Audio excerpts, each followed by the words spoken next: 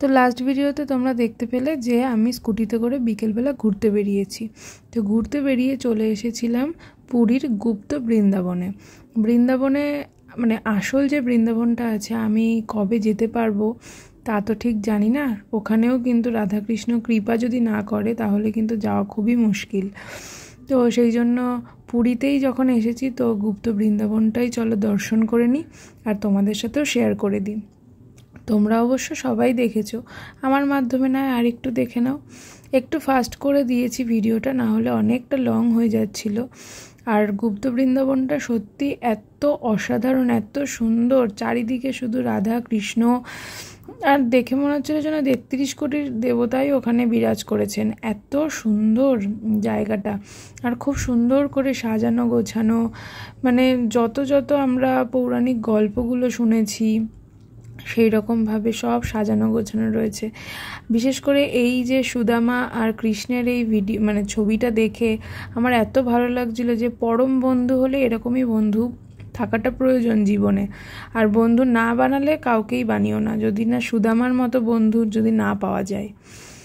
তো যাই হোক, তো দেখো এখানে কত ধরনের ঠাকুর রয়েছে। সব ঠাকুরের নাম তো আমি আর অত জানি না, আর আমি গার্ড নিইনি, মানে আমরা আর কি গার্ড নিইনি। যেরকমভাবে আমি বুঝেছিলাম, যেরকমভাবে ওখানে অনেক বয়স্করাও ছিল, তো তারা মানে দাদুরা তারপরে জেঠিমারা যেরকম গল্প পাশে দাঁড়িয়ে বলছিল, তো আমি সেগুলো শুনেই বুঝলাম যে আচ্ছা এইগুলো তো আমি আমার রানাঘাটের কীর্তনে যখন যেতাম, পাঠে যেতাম, তো তখন ওগুলো শুনতাম। তারপরে মায়ের মুখে অনেক গল্প শুনেছি, আমার মামি মাসি ওদের মুখে অনেক গল্প শুনেছি, সেগুলোর সাথে রিলেট করতে পারছিলাম। তো সেই গল্পগুলো আবার একটু গোকুলের সাথেও শেয়ার করছিলাম, ও শুনছিল আমার সাথে গল্পগুলো।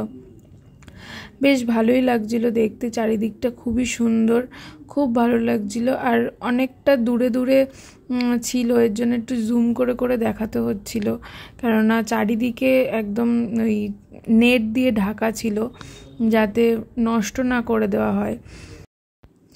এই হনুমানজিটাকে দেখতে এতই সুন্দর আর এতটাই মিষ্টি লাগছিল, খুব ভালো লাগছিল। সামনেই রাম তার একটা মূর্তি ছিল, তার সামনেই ওই হনুমানজিকে রাখা হয়েছিল, খুব ভালো লাগছিল। তারপর কিছুটা এগিয়ে এসে দেখলাম এখানে ৮ সখাকে নিয়ে রাধাকৃষ্ণকে এখানে বসানো। তারপর এখানে সেই মা গঙ্গার থেকে উঠেছেন, আর হাতি এসে জল দিয়ে স্নান করাচ্ছিল, সেরকম টাইপের কিছু একটা রয়েছে। আর এখানে অনেক ঋষি মুনিদের মূর্তি বানিয়ে রাখা। এখানে এই যে গ্রহরাজের একটা মন্দির রয়েছে, মানে বললাম না যে এখানে ৩৩ কোটি দেবতাই যেন এখানে বিরাজ করছিলেন।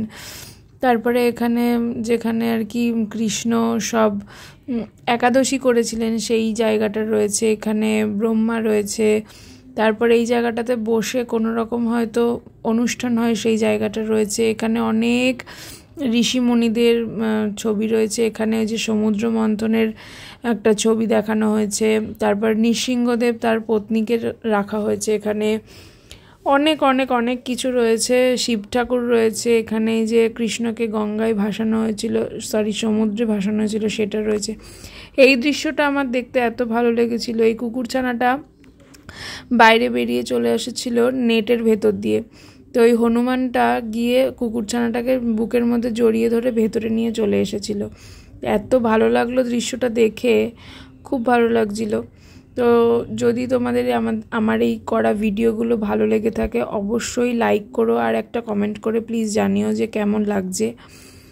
আর আমার ভিডিওগুলো যদি ফেসবুক থেকে দেখে থাকো অবশ্যই ফলো করে দিও, আর যদি কেউ ইউটিউব থেকে দেখে থাকো তাহলে চ্যানেলটাকে সাবস্ক্রাইব করে দিও, আর পাশে থাকা বেল আইকনটাকে হিট করে অল নোটিফিকেশানটাকে অন করে দিও, তাহলে নতুন ভিডিও যখনই আপলোড করব তোমাদের কাছে নোটিফিকেশান চলে যাবে। তো যাই হোক, দেখো এখানে অনেক ধরনের ঠাকুর রয়েছে, আর এখানে জগন্নাথ দেবের একদম মূর্তিগুলো এত সুন্দর করে সাজানো, খুব ভালো লাগছিল দেখতে।